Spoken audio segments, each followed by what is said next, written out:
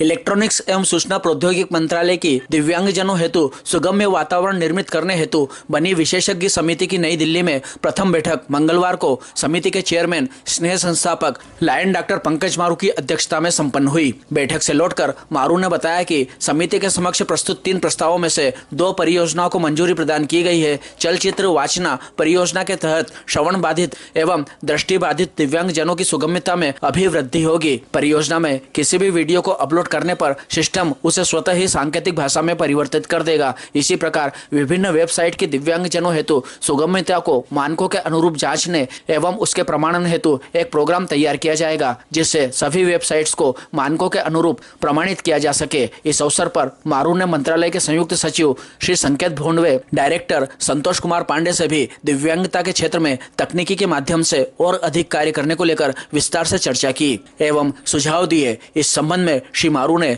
नागदाज को विस्तार से बताया।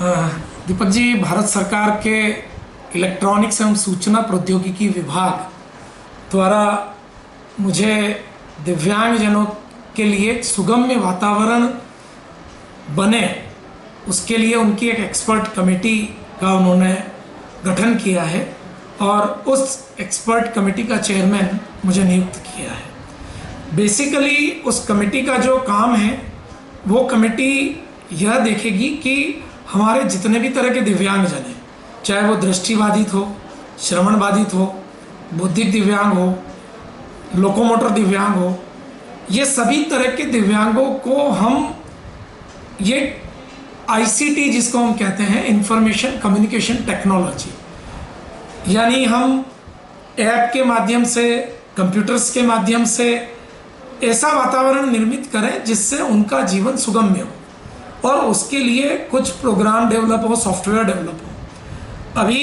इस समिति की जो हमारी पहली बैठक 25 तारीख को दिल्ली में हुई, उस बैठक में हमने 3 प्रस्तावों पे बात की।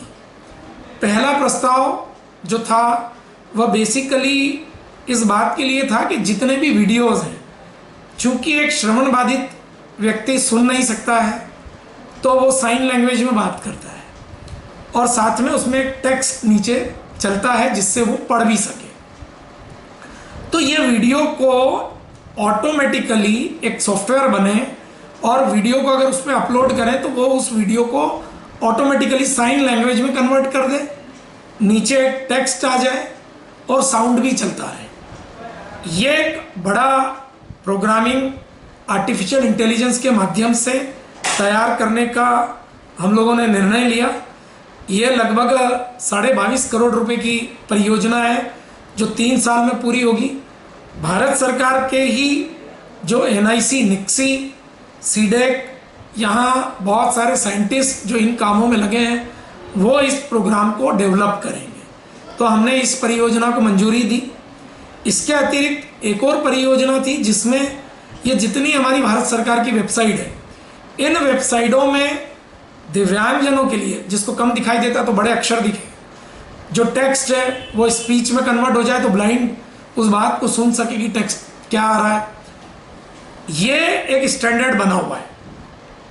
सरकार ने उसके अनुसार अपनी वेबसाइट भी बनाई है, लेकिन क्या वो वेबसाइट उस स्टैंडर्ड, उस मानक पे बराबर है या नहीं है, इसकी चेकिंग करने के लिए एक ऑटोमेटिक सॉफ्टवेयर डेवलप हो जो इन सभी वेबसाइटों को, चाहे वो प्राइवेट हो गवर्नमेंट की, वो चेक कर ले कि ये स्टैंडर्ड पे खरी है या नहीं है। वो बनाने के लिए एक 12.5 करोड़ की परियोजना, वो भी भारत सरकार द्वारा उसको दिया गया था प्रस्ताव, उसको हमने मंजूर किया। तीसरा एक प्रस्ताव था करीब 22.5 करोड़ का, जिसमें मुंबई और त्रिवेंद्रम की सीडेक द्वारा यह कहा गया था कि दिव्यांगों के लिए जो सहायक उपकरण है उसमें क्या कमियां हैं, उसको ठीक करने के लिए IIT के स्टूडेंट्स को बुलाकर मंथन किया जाए, प्रॉब्लम को निकाला जाए और उस प्रॉब्लम का हल ढूंढा जाए। तो उसमें हमने उनको ये कहा है कि आप ये पहले आप कर लें, प्रॉब्लम को ढूंढ लें, फिर उसका हल लेके आए और फिर उस प्रस्ताव को हमें दें तो हम उसको भी मंजूर करेंगे। इसके अतिरिक्त मैंने संयुक्त सचिव जो संकेत भोंडवे जी हैं और डायरेक्टर संतोष जी पांडे, उनसे चर्चा की और 2 सुझाव उन्हें दिए। आज देश में सरकार की कई योजनाएं, लेकिन हमारे दिव्यांग भाई बहनों को ये पता नहीं होता है कि कौन सी योजना है, क्या लाभ मिलेगा, वो पात्र है या नहीं है तो कहाँ से लेना है, जहाँ अप्लाई किया वहाँ नहीं मिल रहा है तो प्रॉब्लम को सॉल्व करने के लिए कहाँ जाना है। तो मैंने उन्हें कहा कि एक व्हाट्सएप चैटबॉट बनाया जाए। व्हाट्सएप चैटबॉट में क्या होता है कि किसी आदमी की ज़रूरत नहीं होती है, उसमें सारी योजनाओं को फीड कर दिया जाता है, हर लैंग्वेज में होगी। आदमी जाएगा एक नंबर पे, उसके व्हाट्सएप पे उससे पूछा जाएगा आपको किस चीज़ की जानकारी चाहिए, वो कहेगा कि शिक्षा। जैसे ही शिक्षा पे क्लिक करेगा तो उससे पूछा जाएगा स्कॉलरशिप, आपको एडमिशन क्या चाहिए, क्लिक करेगा एडमिशन, उसमें क्या क्या सुविधाएं हैं, कहाँ अप्लाई करना है, अप्लाई करा अगर नहीं हो रहा है तो किसके पास जाना है। ये वो रिस्पॉन्स ऑटोमेटिक उस व्हाट्सएप पे कंटिन्यू चलेगा, न केवल टेक्स्ट में हर लैंग्वेज में अपितु वॉइस के रूप में भी उसको रिस्पॉन्स मिले ताकि ब्लाइंड व्यक्ति उसको समझ सके। ये इस पर प्रिंसिपल रूप से जॉइंट सेक्रेटरी ने सहमति कही दर्ज की है। मुझे कहा है कि आप पूरा इस तरह का एक प्रस्ताव बनाएं, हम इसको भी लागू करेंगे। इसके अतिरिक्त बौद्धिक दिव्यांगजन जो हैं वो जिस तरह एक नॉर्मल व्यक्ति CBSE board, ICSE board, MP board में जाके पढ़ाई करता है, पहली से 12वीं तक उसकी एग्ज़ाम्स होती है, हमारे जो विशेष बच्चे हैं इंटेलेक्चुअल डिसेबिलिटी के, इनका कोई स्टैंडर्ड करिकुलम नहीं है। उस पर चर्चा हुई, उस पर भी एक लगभग 100 करोड़ का प्रोजेक्ट जिसमें पूरे देश के बौद्धिक दिव्यांग, उनके माता पिता भी चाहे तो खुद उन बच्चों को उस प्रोजेक्ट के माध्यम से पढ़ा सके, ऐसे 6000 वीडियो ऑडियो उन बच्चों को सिखाने के लिए बनाना। और ये पूरा काम मौलाना आज़ाद नेशनल यूनिवर्सिटी का कंप्यूटर साइंस विभाग करेगा। 100 करोड़ की इस परियोजना को भी मंजूरी दे दी गई है और काम भी शुरू हो गया। तो इस प्रकार से हर प्रकार की दिव्यांगताओं को के लोगों के लिए सुगम्य वातावरण और वो अपना जीवन आसानी से जी सके, उसके लिए इस प्रकार के कार्य करना है। 3 साल का मेरा कार्यकाल होगा और मुझे बड़ी खुशी है कि भारत सरकार ने यह अवसर मुझे दिया।